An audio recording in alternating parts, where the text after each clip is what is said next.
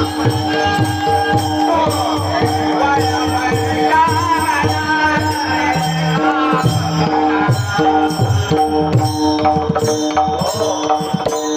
महाराजांनी यादी दिली. ऐका ऐका, कोणाकोणाची यादी दिली. नाथ महाराज म्हणतात धडक मारली शंकरा. पहिले भगवान शंकर धरलेत क्रोधाच्या बाबतीत.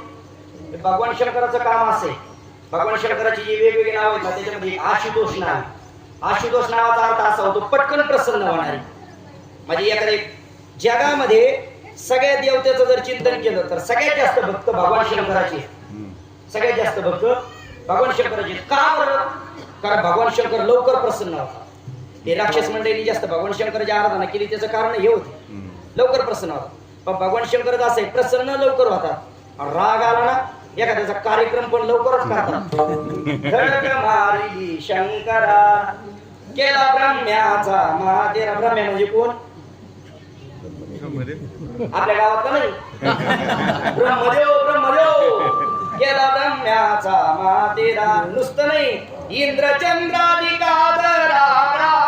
इंद्र चंद्र गंधर्व यक्ष स्वर्गादी देवता सुद्धा यांच्या तावडीतून सुटल्या नाही. अरे स्वर्गादी देवता सुटल्या नाही यातनं वर काय?